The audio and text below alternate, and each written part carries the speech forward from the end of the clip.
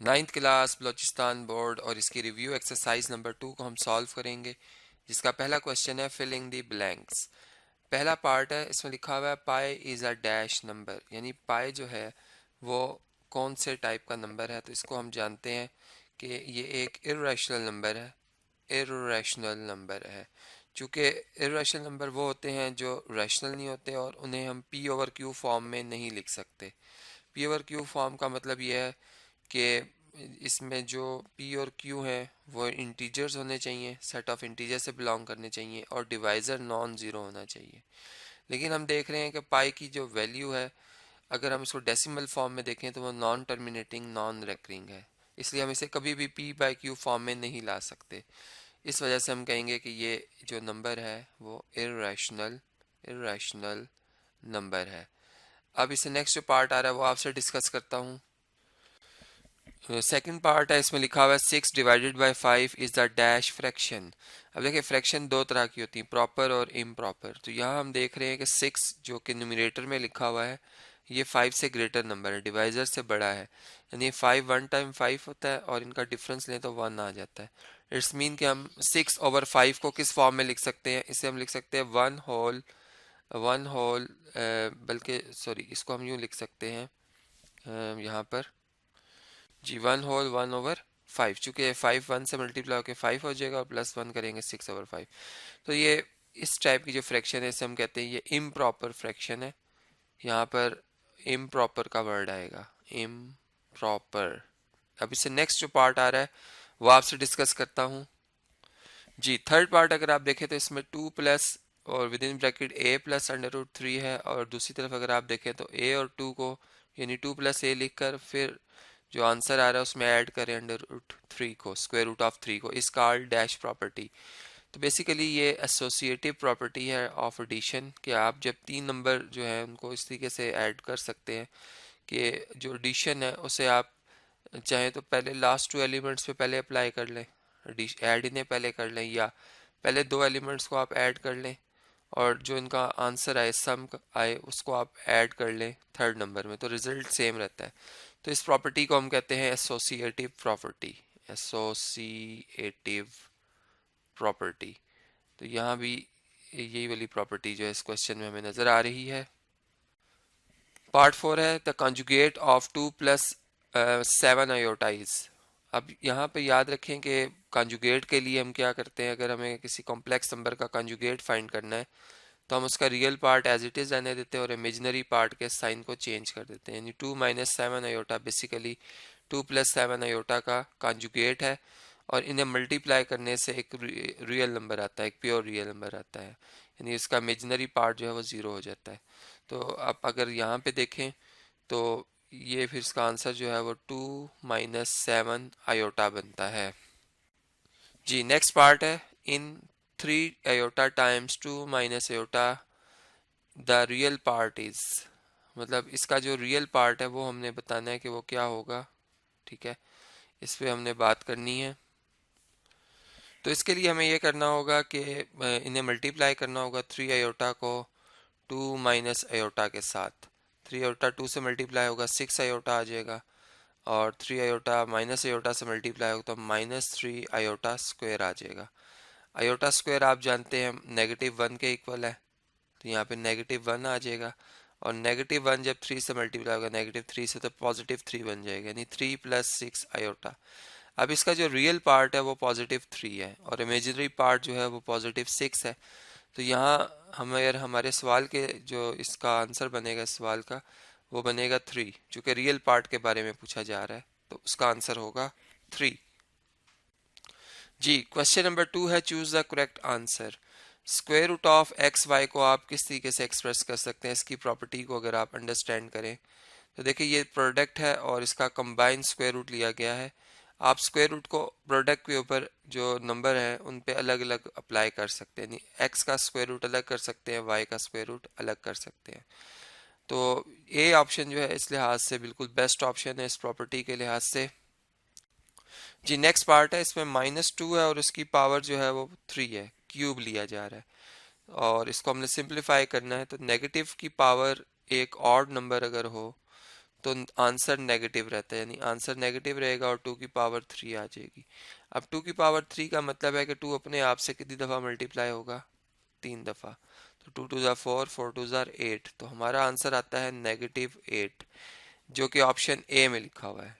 ए को हम टिक कर देंगे, मार्क कर देंगे, हमारा बेस्ट ऑप्शन है जी। थर्ड पार्ट है, there exist a clear property with respect to dash in 0 1, यानी कि जो ये सेट है 0 1, इसमें क्लोजर प्रॉपर्टी होल्ड करी है किस ऑपरेशन के अंडर। तो इस बात को हमने चेक करना है। देखें, अगर मैं 0 और 1 की बात करूं, तो अगर मैं मतलब मल्टीप्लाई के अंदर उसको चेक करूं, देखें मल्टीप्लाई में 1 और 0, या 0 और 1 चले इधर हम लिख लेते हैं और 0 और 1 ही इधर लिख लेते हैं। क्लोजर प्रॉपर्टी होती है कि आप कोई से नंबर्स जो भी हैं सेट के, वो कलेक्ट करें, उन्हें अगर आप जिस ऑपरेशन के अंदर चेक करना चाह रहे हैं, जैसे फ़र्ज़ करें मल्टीप्लाई में मैं चेक करना चाह रहा हूँ, तो उन्हें आप मल्टीप्लाई करें और जो उनके प्रोडक्ट का आंसर है वो इस सेट से बिलोंग होना चाहिए जो कि गिवन सेट है। तो हम कहेंगे कि ये सेट क्लोज्ड है। जैसे 0 × 0 0 होता है, 0 × 1 0 होता है, तो ये दोनों एलिमेंट्स हम देख रहे हैं 0 इस सेट के अंदर है। इस 1 × 0 0 एंड 1 × 1 1, तो इट्स मीन कि ये सेट जो है क्लोज्ड है, या इस ये क्लोजर प्रॉपर्टी इसमें एग्जिस्ट कर रही है विद रिस्पेक्ट टू मल्टीप्लिकेशन। ठीक है, इसलिए ऑप्शन सी जो होगा वो हमारा बिल्कुल बेस्ट ऑप्शन होगा। नेक्स्ट प्रॉब्लम है जिसमें 4 क्यूब है और इसका होल स्क्वायर है। इस पे भी हमने प्रॉपर्टी यूज करनी है। 4 क्यूब और इसकी होल पावर 2 है, यानी पावर की पावर ली जाए, बेस सेम है तो 4 को हम एज इट इज रहने देंगे, और जो इसकी 3 है पावर और 2 है पावर, ये आपस में मल्टीप्लाई हो जाएंगे। तो ये बन जाएगा 4 raise to the power 6, 4 raise to the power 6। B option में ये लिखा हुआ रिजल्ट, इसलिए ये हमारा बेस्ट ऑप्शन होगा जी। नेक्स्ट पार्ट है जिसमें कि square root of x plus y है और उसकी होल पावर 2 है, यानी इसको अगर हम सिंप्लीफाई करें तो square root of x plus y और इसकी होल पावर 2 है। इसे अगर हम एक्सपोनेंशियल फॉर्म में लाएं तो ये एक्स प्लस वाई की पावर 1/2 भी है, ठीक है, और ये 2 भी है, दोनों पावर्स हैं इसकी। 2 और 1/2 एक दूसरे के रेसिप्रोकल्स हैं, आपस में जब मल्टीप्लाई होंगे तो 1 आंसर आ जाएगा, जो कि मल्टीप्लिकेटिव आइडेंटिटी है। तो x प्लस वाई की पावर 1 आ जाएगी, जो किसके बराबर है, x प्लस वाई ही के बराबर है। इसलिए ऑप्शन ए जो होगा हमारे इस सवाल के लिहाज से बिल्कुल बेस्ट ऑप्शन होगा, इसे हम मार्क कर देंगे।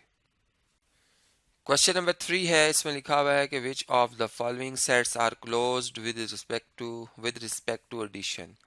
और इसमें जो सेट गिवन है हमें वो नेचुरल नंबर का सेट गिवन है, हमने चेक करना है कि ये क्लोज्ड है या नहीं क्लोज्ड। तो हम जानते हैं कि नेचुरल नंबर्स जो होते हैं 1 से स्टार्ट होते हैं एंड सो ऑन।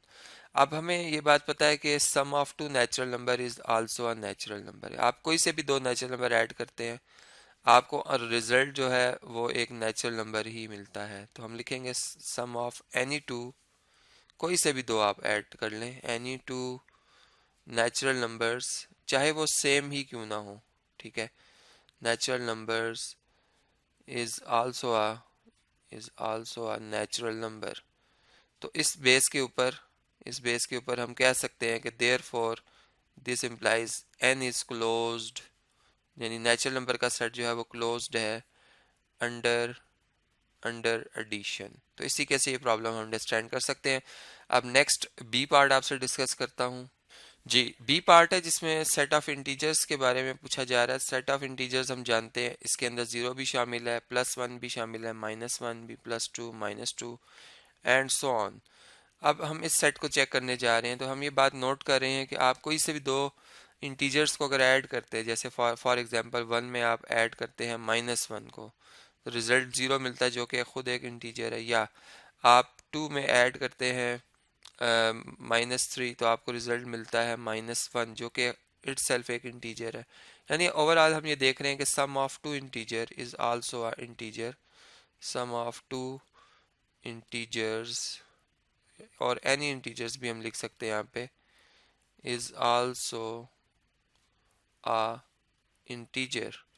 तो इस बेस के ऊपर हम ये बात कह सकते हैं, देयरफॉर या this implies z is closed under addition, under addition. तो इस तरीके से ये प्रॉपर्टी हम अंडरस्टैंड कर सकते हैं। जी, सी पार्ट है, इसमें जी नेगेटिव लिखा हुआ है, यानी नेगेटिव इंटीजर्स के ऊपर बात की जा रही है। नेगेटिव इंटीजर में -1 आता है, -2, -3 एंड सो ऑन, ठीक है। तो ये इस तरह के नंबर्स जो होते हैं आते हैं। अब आप अगर इनको ऐड करते हैं, फॉर एग्जांपल आप -1 में ऐड करते हैं -1 को ही, या आप -2 में ऐड करते हैं -3 को, तो रिजल्ट क्या मिलता है? यहाँ पे अगर आप रिजल्ट देखें तो -2 मिल रहा है जो कि इस सेट से बिलोंग कर रहा है अगेन। और अगर आप इनका रिजल्ट देखें तो ये आता है -5 जो कि इस सेट से बिलोंग कर रहा है। तो ओवरऑल हम ये देख रहे हैं कि sum of any two negative integers, ये इस तरीके से मैं इसको रिप्रेजेंट कर रहा हूँ। इसके बाद चले यहाँ पे नेगेटिव का साइन लगाता हूँ, is also a negative integer, therefore this implies z, और साइड में हम नेगेटिव शो करें, negative integers is closed under addition. तो इस तरीके से ये बात भी कंफर्म हो जाती है। जी, नेक्स्ट डी पार्ट, जिसमें Q set of rational numbers लिखे हुए हैं। हम जानते हैं रैशनल नंबर्स जो हैं वो p बाई क्यू फॉर्म में होते हैं, and such that p and q both are integers and q is not equals to 0। अब आप ये देखें कि sum of any two rational number is also a rational number, यानी रैशनल नंबर जो होते हैं वो मुकम्मल नंबरों को कहा जाता है, कंप्लीट जो होते हैं, ठीक है, जिन्हें p बाई क्यू फॉर्म में लाया जा सकता है। अब आप अगर दो ऐसे नंबर जो कंप्लीट हैं उनको ऐड करते हैं तो उनका आंसर भी एक कंप्लीट नंबर आएगा, यानी एक बिल्कुल बेसिक कंसेप्ट हम यहाँ पे यूज़ करें कि sum of any two rational numbers is also a rational number, ठीक है। Rational numbers is also a rational number. तो इस वजह से हम ये कह सकते हैं कि जो सेट ऑफ रैशनल नंबर है इज क्लोज्ड, ठीक है, Q is closed under addition, closed closed में S को ज़रा बेहतर बना लेते हैं, क्लोज्ड अंडर एडिशन। नेक्स्ट जो पार्ट है वो आपसे डिस्कस करता हूँ। नेक्स्ट पार्ट ई है, जिसमें सेट ऑफ रियल नंबर्स के बारे में लिखा है। तो रियल नंबर्स जो होते हैं वो रैशनल नंबर्स और इररेशनल नंबर्स की यूनियन है, ठीक है। तो इधर भी हम प्रॉपर्टी ही को यूज़ कर रहे हैं। हमने ये बात देखी है, नोट की है कि sum of any two real numbers is also a real numbers is also a real number. तो इसका मतलब कि आप जब कोई भी दो रियल नंबर ऐड करते हो तो अगेन रियल नंबर ही आंसर आ रहा है। तो देयर फॉर आर सेट जो है इज क्लोज्ड अंडर एडिशन। तो ये बात कंफर्म हो जाती है कि फिर ये क्लोज्ड एक सेट है, यानी क्लियर लॉ होल्ड करता है addition in set of real numbers. जी, नेक्स्ट पार्ट है एफ, इसमें सेट ऑफ इवन नंबर्स को हमने चेक करना है। तो सेट ऑफ इवन नंबर्स के लिए फॉर एग्जांपल अगर मैं कैपिटल ई से इनको रिप्रेजेंट करता हूँ, इवन नंबर्स वो होते हैं जो 2 से डिवाइड हो जाए मुकम्मल। तो 0 भी 2 पे मुकम्मल डिवाइड हो जाता है, ठीक है। +2 भी हो जाता है, -2 भी हो जाता है, इसी तरह +4 भी हो जाता है, -4 भी हो जाता है डिवाइड, +-6 एंड सो ऑन। अब ये वो नंबर हैं जो कि सेट ऑफ इवन नंबर्स में आते हैं, नेगेटिव भी होते हैं, पॉजिटिव भी होते हैं। अब हम ये देख रहे हैं कि आप अगर कोई से दो इवन नंबर्स फर्ज कर लेते हैं, सपोज के 0 और 2 ऐड करते हैं तो आपको आंसर 2 ही मिलता है, या आप -2 में +2 ऐड कर लेते हैं तो आपको आंसर क्या मिलता है? 0। इसी तरह 6 है, इसमें आप ऐड करते हैं 4, आंसर मिलता है 10, वो भी एक रियल इवन नंबर है मतलब। तो ओवरऑल हम ये देख रहे हैं कि सम हमें एक इवन नंबर ही मिल रहा है। तो therefore E is even set जो है वो क्लोज्ड है under addition, closed under addition. तो ये बात जो है कंफर्म हो जाती है कि ये क्लोज्ड हैं, ठीक है। अब नेक्स्ट जो पार्ट आ रहा है सेकंड पार्ट, जिसमें इन्हीं सेट्स को अब हम अंडर जो है मल्टीप्लिकेशन जो है वो चेक करेंगे। तो उसके ऊपर हम बात करते हैं अब। जी, क्वेश्चन नंबर 3 का जो पार्ट 2 है कि which of the following sets are closed with respect to multiplication. तो इसमें अगर हम सेट ऑफ नेचुरल नंबर्स को देखें ए पार्ट को, तो दो नेचुरल नंबर्स का प्रोडक्ट अगेन एक नेचुरल नंबर है, ठीक है। हम लिख सकते हैं कि product of any to natural numbers is is also या इज आ कर लेते हैं, इज अ नेचुरल नंबर। तो देयर फॉर दिस इम्प्लाइज, यूँ हम कह सकते हैं कि फिर इसका मतलब कि जो n है इज क्लोज्ड अंडर मल्टीप्लिकेशन। तो इस तरीके से ये बात जो है वो कंफर्म हो जाती है कि मल्टीप्लाई के अंदर जो है ये क्लोज्ड है। बी पार्ट के ऊपर बात कर लेते हैं। तो बी पार्ट में अगर आप देखें तो जी सेट ऑफ इंटीजर्स लिखा हुआ है। अब आप दो कोई से भी इंटीजर ले लें, जैसे 0 और 1 हो गया तो इनका प्रोडक्ट 0 आएगा, 1 और -1 है, इनका प्रोडक्ट -1 आएगा। यानी यही बात हम नोट कर रहे हैं कि product of any two integer is also an integer, of any two integers is also an integer. तो इसका मतलब कि जो सेट ऑफ इंटीजर है z है is closed under multiplication sign, ये मैंने लगा दिया था। इसके बाद अगर हम थर्ड पार्ट को देखें c, तो इसमें z नेगेटिव की बात की जा रही है। अब दो नेगेटिव नंबर है जैसे -1 और -2, अगर आप इनको मल्टीप्लाई करते हैं +2 आंसर आता है जो कि इस सेट से बिलोंग नहीं करता, ठीक है। तो हम लिखेंगे कि z विद नेगेटिव साइन यानी negative integer set is not closed under multiplication, ठीक हो गया जी। अब इससे नेक्स्ट जो पार्ट आ रहा है उसमें अगर हम देखें डी पार्ट में तो Q के बारे में बात की जा रही है, सेट ऑफ रैशनल नंबर। तो दो रैशनल नंबर्स का प्रोडक्ट भी एक क्या होता है, रैशनल नंबर होता है। सो जो Q सेट है इज क्लोज्ड अंडर मल्टीप्लिकेशन। ये स्टेटमेंट लिखकर जो ऊपर मैंने आपको बताई कि product of to rational number is also rational number, यानी रैशनल नंबर मुकम्मल नंबर होते हैं। दो मुकम्मल नंबर्स का जो प्रोडक्ट का आंसर है वो भी एक कंप्लीट होता है, एक मुकम्मल नंबर होता है, इसलिए हम कहेंगे कि ये जो है एक क्लोज्ड सेट है। इसी तरह ई पार्ट की अगर बात की जाए, आर रियल नंबर्स है, रियल नंबर्स एक बहुत बड़ा सेट है। तो आप कोई से भी दो रियल नंबर को ऐड करते हैं, रिजल्ट एक आपको अगेन एक रियल नंबर ही मिलता है। तो हम ये कहेंगे कि R is closed under multiplication, ठीक हो गया। अब इसके बाद जो लास्ट पार्ट है एफ पार्ट, इसको देखा जाए तो सेट ऑफ इवन नंबर्स की बात की जाती है। अगर आप दो इवन नंबर को मल्टीप्लाई करते हैं, जैसे 4 को आप मल्टीप्लाई करते हैं 6 से, 24 आंसर आता है। 24 एक रियल नंबर है और इवन नंबर है, ठीक है। यानी दो इवन नंबर्स का जो प्रोडक्ट है वो भी एक इवन नंबर आ रहा है।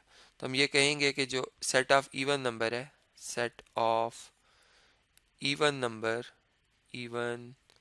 नंबर इज आल्सो क्लोज्ड, या सिंपल क्लोज लिख दें, is closed with respect to multiplication. तो इसी कैसे ये प्रॉब्लम हमारा कंप्लीट होता है। अब इस वीडियो को मैं कंटिन्यू कर रहा हूँ नेक्स्ट वीडियो में, जिसमें इसी एक्सरसाइज के जो नेक्स्ट क्वेश्चन आ रहे हैं, क्वेश्चन नंबर 4 एंड इससे ऑनवर्ड जो क्वेश्चन है वो आपसे एक एक करके मैं डिस्कस करूंगा।